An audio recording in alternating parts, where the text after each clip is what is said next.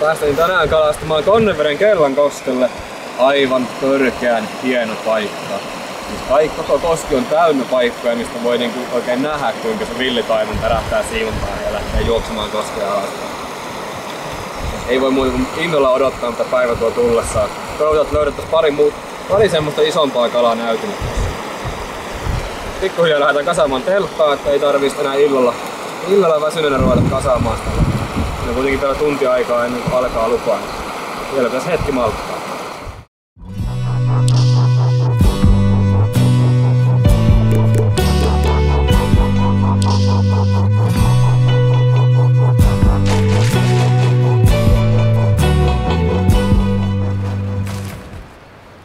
No näin, sviitti ja pystytetty.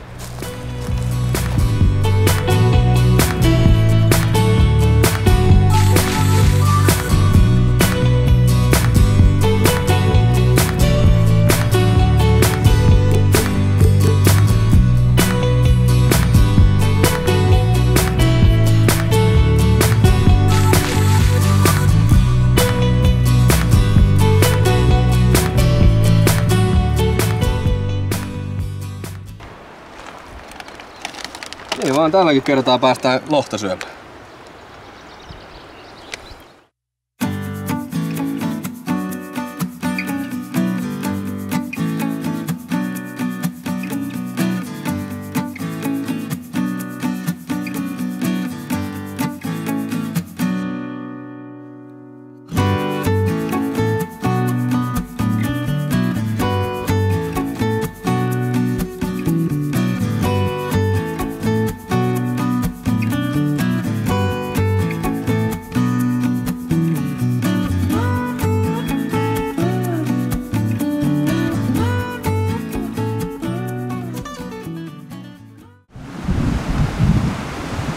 Tietysti simppua lähdetään koittamaan.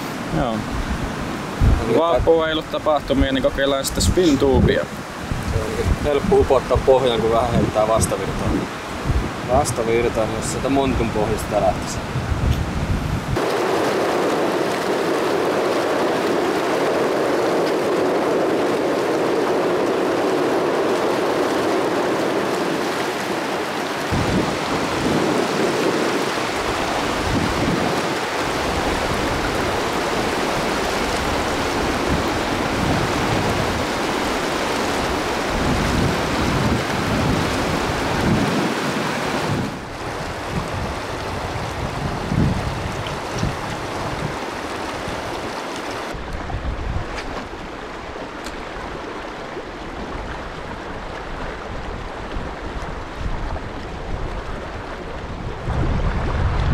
Noniin.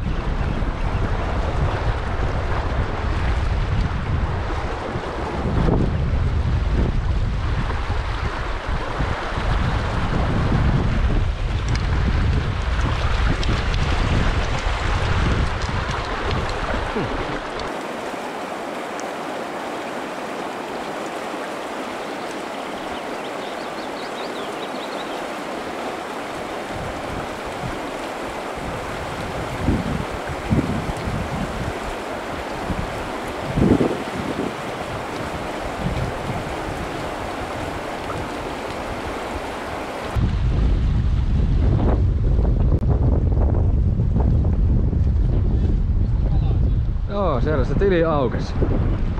Meikä tätä pääsee pois? Mitä? Kalatili aukesi pienellä, ehkä 30 senttisellä luonnon taineella. Se on kaunis kala, ei mikään isommys ollut. Ei muuta kuin isompia ja vielä kauniimpia etsiä.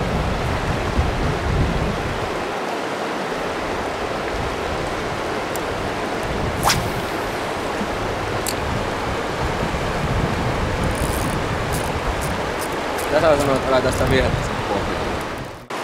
Niin, kovaan kuohuun piti olla joku ottipeli. Kovaan kuohuun ottipeli. Mitä perhomiehen päättää, että kone on se miehen valinta. Ja se täältä löytyy. Tai sitten tuosta.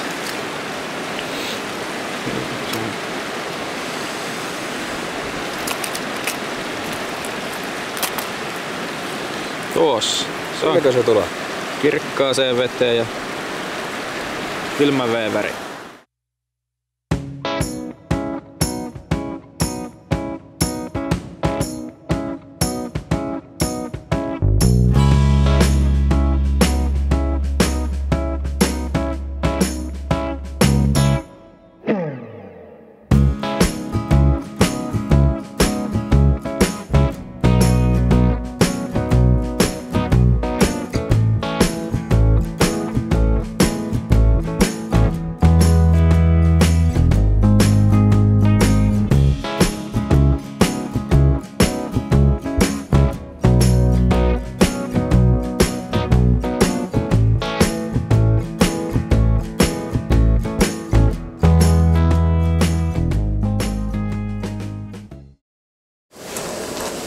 Tultiin vähän laittelemaan ruokaa.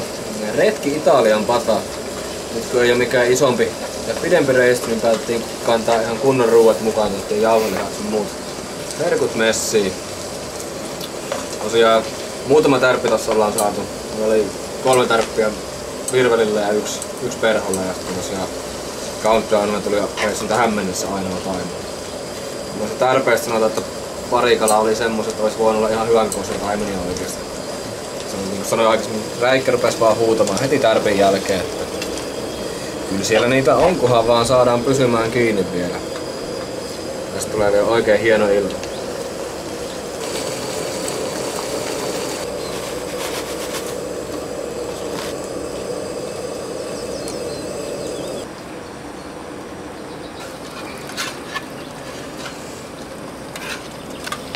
Kyllä me kohta syyä.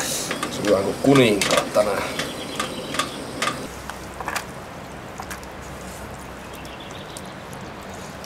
Tossa on puolet.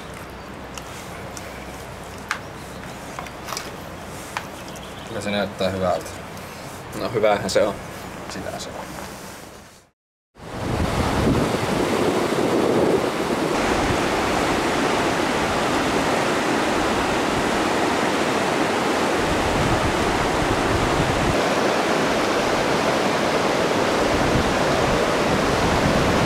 Iltasyönti olisi parhaimmillaan, mutta mitään ei tule ylös asti. Mitä? Iltasyönti olisi parhaimmillaan, mutta mitään ei tule ylös asti. Joo, jostain. Toivottavasti yksi puhelin tuli kohta.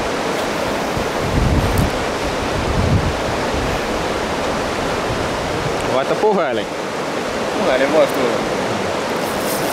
No niin. Nyt mennään.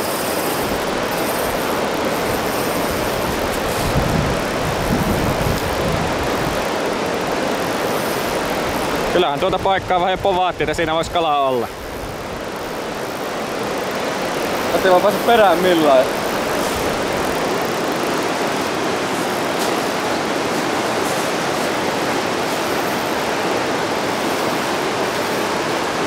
Oi mikä hyvä.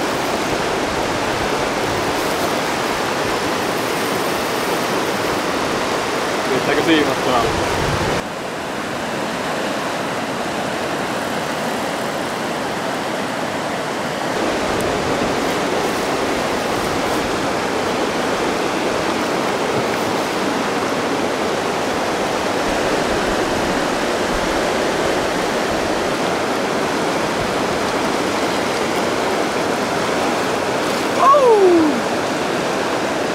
Ai. Komeata. Kyllä kannattaako puhelin heittää koskeen? Kannatti. Se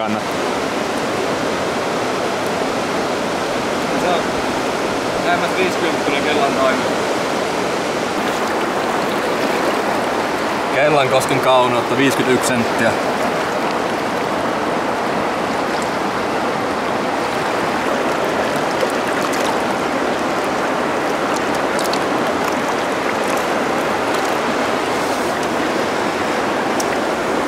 Kiitos!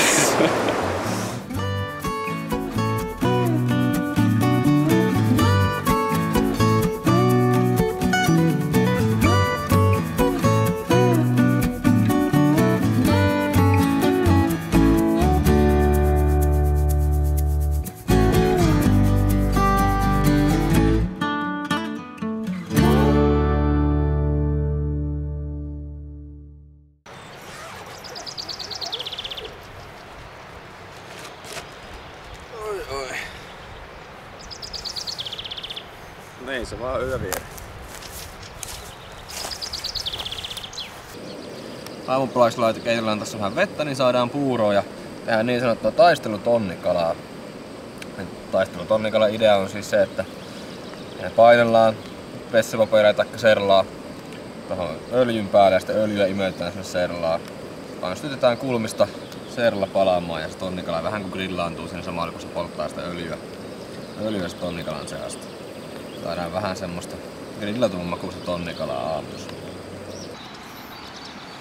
Taistelutonnikalasta on hienoa se, että ei tarvi miettiä ollenkaan kauanko sitä pitää paistaa, kun tää sammuu omia aikojaan sitten kun sieltä on enemmän öljy palannut ja jäljelle jää vaan paistunut tonnikala. Helppo ja nopea välipala.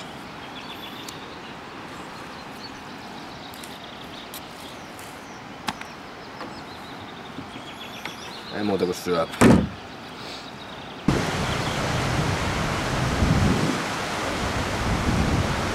Aloitetaan sinne kosken varteen ja aamupalaa ja hyvin nukutun yön jälkeen aloitellaan uutta kalastuspäivää.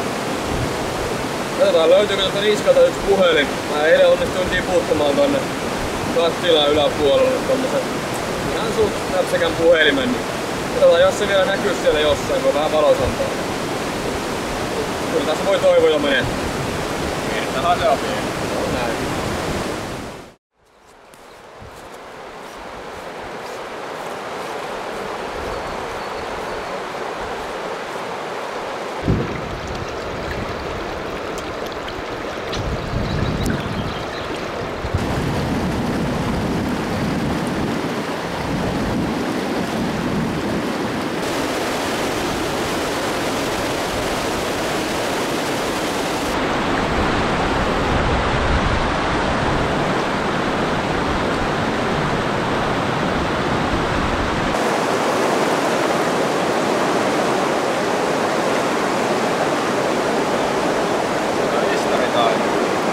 No, sekin oli se vika, minkä mä sain.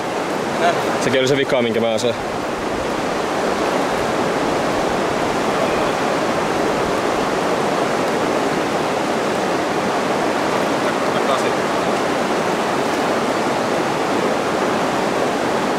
Jos sille löytyisi vaikka joku iso veli tai...